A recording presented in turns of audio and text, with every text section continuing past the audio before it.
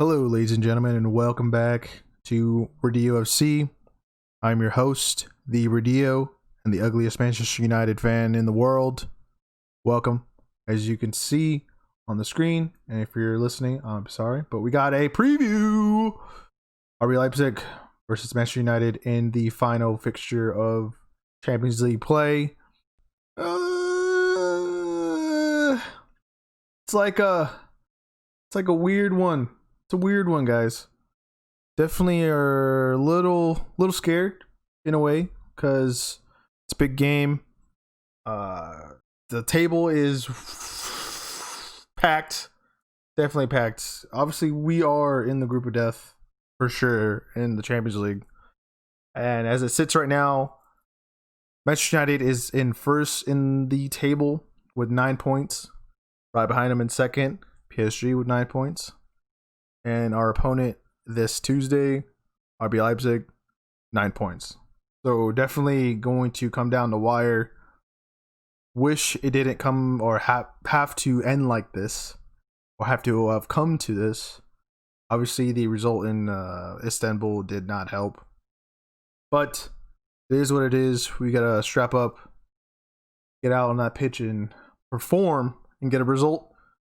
Obviously, Manchester United just need the 1 point to get through. RB Leipzig needs the 1 point to get through. The weird situation I was discussing with myself before I started recording was if PSG and Manchester United were to tie, actually. Manchester United does have the goal difference advantage right now with 6 to PSG's 3. PSG, I think, would have to score 4 goals. If Manchester United were to get the 3 points versus PSG, if they're definitely going to get the 3 points against Istanbul, then I think it would, if they would tie the goal difference, I think it goes to the head-to-head, and then we are tied there. But I think it would go then after to the goals scored, which we are leading in. Thank you, RB Leipzig. So that is good. There's some positives already happening. Obviously, we had West Ham this past weekend, which was 2 different teams, and who knows what we're going to get this weekend or this upcoming midweek game. Hopefully, we do not have that because we definitely could have been 3-0 down at half. I do not want to be 3-0 down at half with RB Leipzig in Germany. We got some team news. The players that are going to be out and have been withdrawn from the club. Sorry if you're listening or just listening, but if you're watching, thank you. We got Edison Cavani that's going to be out, and Anthony Martial will be out in this game. They have been withdrawn from the squad. The injuries, I read the article, but I do not remember what it was, but they are not going to be available for this fixture. Also, Fred alongside them, but obviously for different reasons because of his red card. And actually Luke Shaw will be traveling with the squad, but there is no guarantee for him to be playing. Probably will end up on the bench, maybe. David De Gea is also back, so we should see him in the starting 11. He's also in my starting 11. We also have some news for Leipzig. Leipzig has Obi Meccano also out in a suspension for this game after the Istanbul game they played last week. Lucas Klosterman and Benjamin Henrichs are also doubts for Leipzig. And they did play Bayern Munich this past weekend. They drew, so I don't know if that's a good or a bad thing. Probably a good thing for us. But that is the team news. So Obi Meccano will definitely be out. The other two, like I said, Klosterman and Hendricks are doubts. And also for us, like I already said, Cavani, Martial, Fred, all out. So that's the team news, like I already just repeated for no reason. Now to my predicted 11.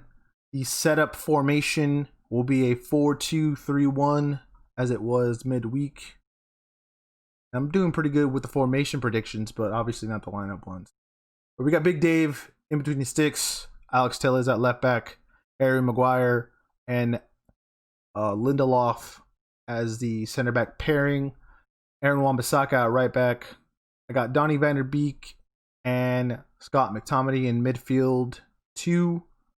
The 3 is going to be Marcus Rashford, Bruno Fernandes, and Juan Mata. And up top, I got Mason Greenwood. The reasonings, I guess, behind this, I actually I'd rather play a 3-4-1-2 like we did against PSG, because I think it actually would benefit us a little bit more, because I think they're going to come out swinging because they're going to have to be. And I think that would benefit us on the counter. But I believe we did play with a 3-2 or 4-2-3-1. So, however it is, I know they play this similar formation and have been playing the similar formation lately. So I think it's Nagelsmann is the RB Leipzig's manager. He's switched it up a bit, but we should be able to hopefully play this formation. So I think we should be able to do a lot with this formation. Obviously, with Cavani and Martial being out, we are a little slim up in the number 9 position. That's why I actually have Mason Greenwood. I think it'd be very beneficial for him to play up top, because he'll have less defensive, I guess, assignments or having to track back and help defend. Even though I think Aaron Wan-Bissaka will be fine on the right. But also with Juan Mata and Bruno Fernandes feeding the ball and then having in runs from Rashford, I think it is just a really good combo. And also we saw this past weekend. This is when we really turned it on against West Ham, was this front 4 that we had. And I think it should be beneficial for us. Even though we're not trying to break a team down, we're going to be trying to counterattack. But like I said, with Bruno and Mata playing those just dink over balls or any kind of killer ball they have in them, it's going to be very, very, very important for these guys to come off and to make that work. And I think it will work. Obi Mikano is not in this game, even though he did have a not so good game against us last time out. But we should be able to take advantage of them not having one of their better center backs. Also, I went with the midfield 2 of McTominay and Van der Beek, because I believe Van der Beek is more energetic. He's going to have to be more around the pitch. I would like Pogba to start, but I feel, though, that he probably isn't going to start, because he did play obviously this weekend, but also he did have a little weird landing, like I brought up last for the review for the West Ham game. So I'm hoping he actually comes off the bench, because I think he might be more of a difference maker off the bench, like Juan Mata was last week or this past weekend for us. So that's why I went with Van der Beek. Like I said, more energy, trying to get the ball out of the press, helping out defensively. I think he'll be able to do that with Scott McTominay, obviously, who's just going to be a workhorse for us, or going to have to be.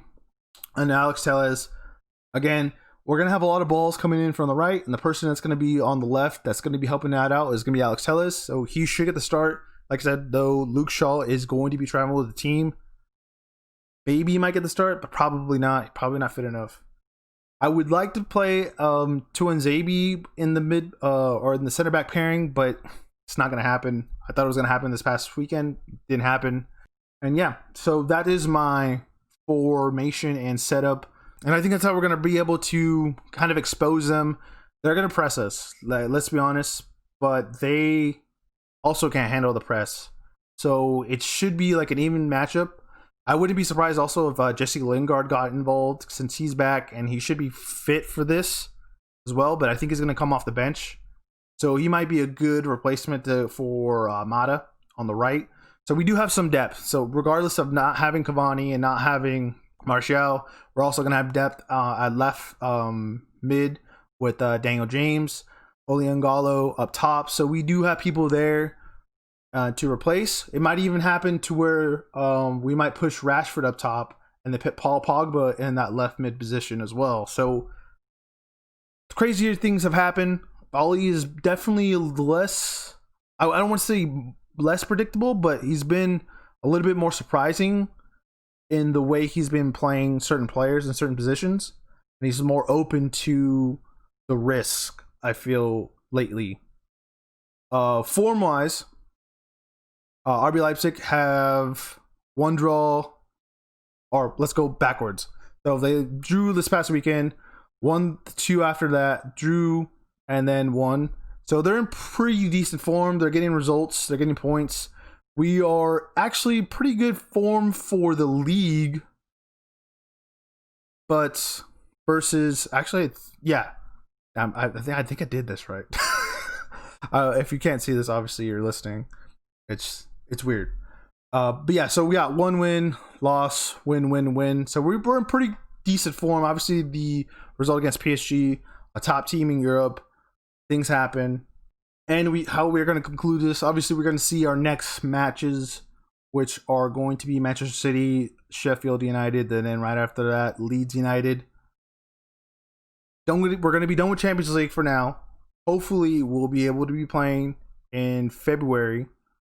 My predicted score isn't probably very optimistic. I'm going for a 2-2 draw. I think that there's going to be goals to be scored in this game. We'll probably go down 1-0. But for some reason, it just happens when we go down a goal or two, we just happen to just come back. And I don't think it's going to be good enough against a good side. I think RB Leipzig is a really good side, actually. But against a good side like them, and it's not West Ham, it's not Southampton, you know, this isn't just this is a top team in Germany. And I think they will be able to respond if and when we go 2-1. Like I said, I think we're going to go 1-0 down, score 2, and then they'll probably get 1 back. And we'll end up with a draw. We'll also end up going through. Hopefully, PSG or Istanbul can muster something up against PSG, even though you don't really want to hope that as a United fan. But in these days, or these trying days, that's what we got to hope for. We got to be positive. I'm hoping we get a great result, like a 4-0 or a 3-0, something like that would be awesome. Don't think it's going to happen this time. I don't think RB Leipzig are going to be as naive as they were last time, as confident as they were last time. They're going to take us very seriously because they do not want to not get out of this group. They want to prove themselves as a very young club and progressing club to get through. So like I said, 2-2, we get through. Probably get knocked out in the knockout stages, but we got to hope, we got to believe in Ollie and these lads. Yeah. What do you guys think? RB Leipzig versus Manchester United. If there's any RB Leipzig fans out there, what do you guys think about your side? Manchester United, Red Devils, what are we thinking? How are we going to play? What's your formation? And how are we going to win? I've been the Radio. This has been the Radio FC's preview of the Manchester United versus RB Leipzig Champions League final fixture. Thank you guys for listening. Thank you guys for watching. We'll see you guys in the review of this game. And in a couple of days, we'll be reviewing the El Salvador versus US men's game as well. Hope to see you guys there. Have a good one. Cheers.